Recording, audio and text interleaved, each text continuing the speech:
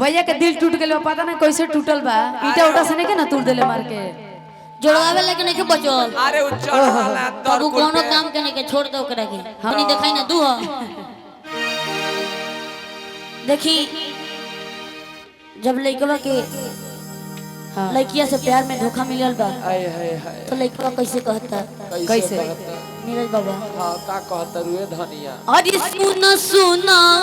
मर जान हो अरे तोड़लू दिल के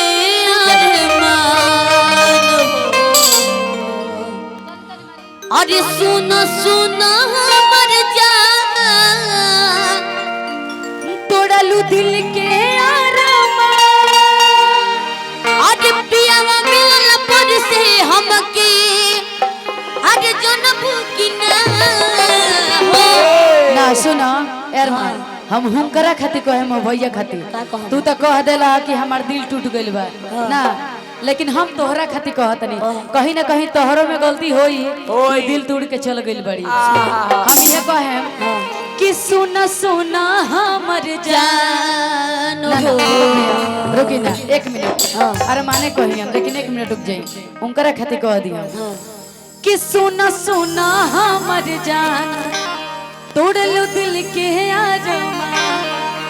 कि सुना सुना हमर जान तोड़ला दिल के अरमान तोड़लू ना तोड़ला अच्छा ठीक बा कि मेहर मिलल पर से हमके अरे जन्म की ना हो सही बात बा ना जी ना सही ना बात सही बात नहीं के सही एकदम गलत बात बा अरे शादी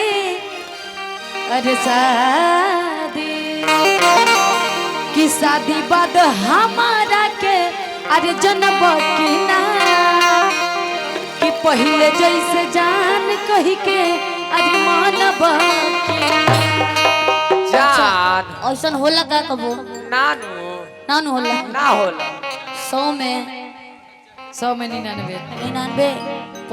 तो लड़की लड़का धोखा धोखा देता ना लड़की धोखा देली से अरे सारे यार। बिया गइले रहलन ना आना सुना ना हाँ। धोखा के पूछे कोई नो अपना चाचा से पूछ लियो हां वो बताई है ओहो सुन सुन मर जान हो तोड़लू दिल के अरमान हो सुना सुना हमर जान तोड़लू दिल के अरमान सुन मर जान तोड़लू दिल के दीपक भैया आए है छोटकी के ला छोटकी के हये लइया हये लड़की दिल तोड़े वाली तनी अपना पापा से पूछो कि पतो ही पसंद भी आ हाँ कि सुन ए पतो ही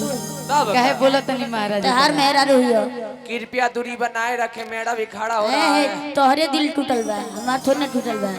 आ सुन सुन मर जान तोड़ल दिल के अरमान अरे पियावा मिलल पर से हमके ओहो हर जनबू की ना हो अरे पियावा मिलल पर से हमके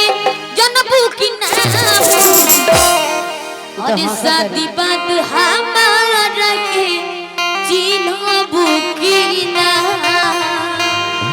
आ पहिले से जान कहि के मनबू की ना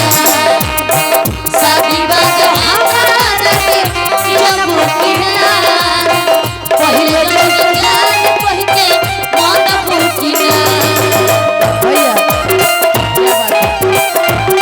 ओहो सुनी सोना जाने ना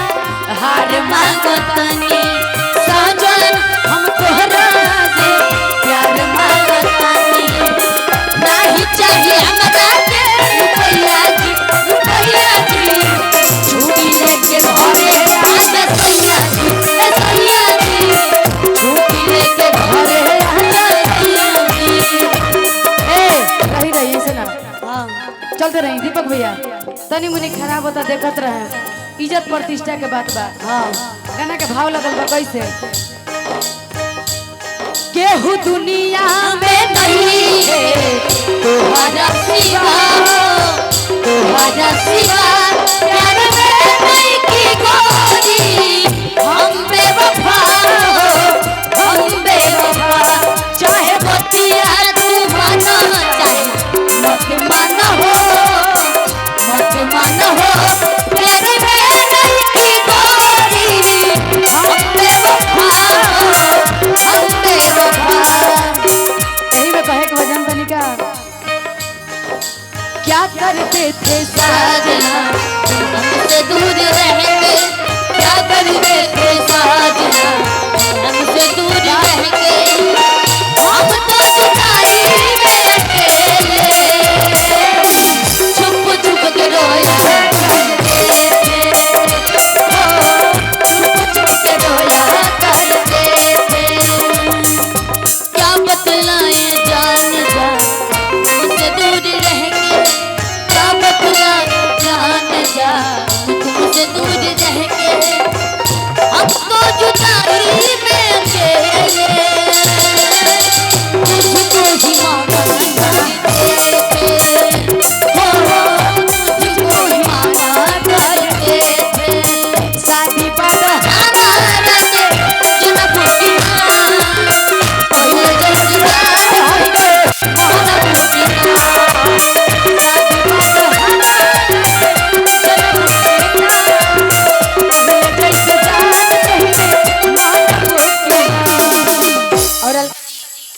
कोई कैसे कहता का कि एक ही संगे के प्यार हमने के एक ही स्कूल में पढ़ल जी भुला गइलू ना ना ना आज एक ही संगे एक ही कॉलेज में दिल भेजत रहलू लव वाला पेज में दिल भेजत रहलो लव वाला पेज में क्या बात है लइकियो ना लइकियो तहरा खातिर लइकियो कहत ले जा तोरा का सुनी ना पहले को बात हमार सुन के हां एगो बात याद पड़ गई नीरज बाबा सुनी दीपक ये बंद करी ना का कहता रुए धनिया कि खइले बानी भूखाइल नहीं की का है का ए है अलका जी का कहता रह खइले बानी भूखाइल नहीं की भुखाई लाइक और तोहरे भरोसा ही जाइल नहीं की तब केकरा भरोसा बड़ा हां आज दोनों जानी माही बनी अरे ना हो माही मनीषा ना हो खइले बानी भूखाइल नहीं की हां आ तोहरे भरोसा ही जाइल नहीं की आई लाइक है हई चढ़ली जवानी पे इतना गुमान मत करो ए अलका जी ए अलका जी हई नीरजो बाबा अंडरवियरो बाबा तोहरा प्यार खातिर खखुआइल नहीं की ई त बात ये करेक्ट अरे शादी बात हमारा के हम पहले जैसे जान कहते मन भूखना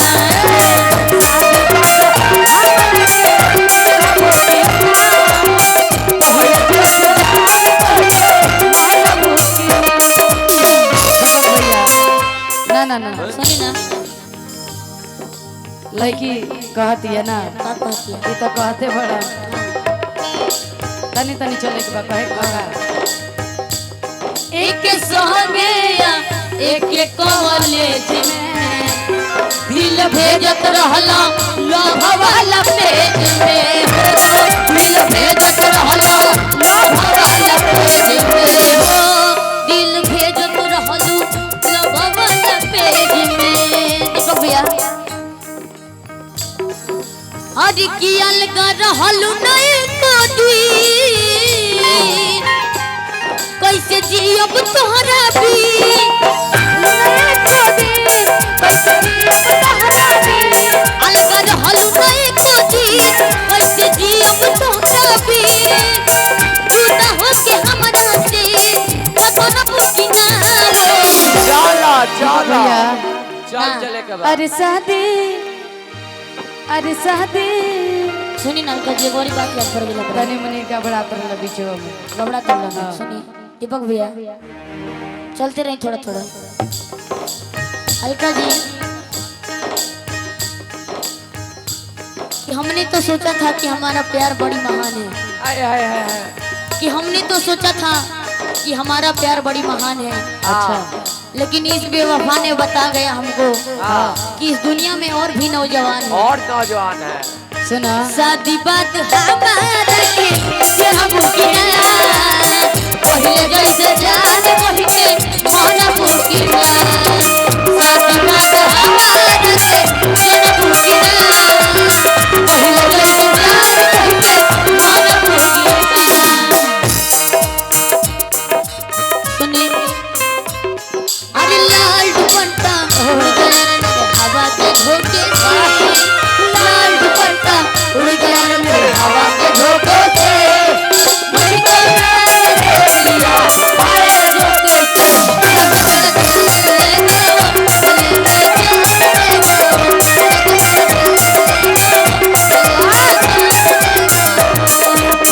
साथी बात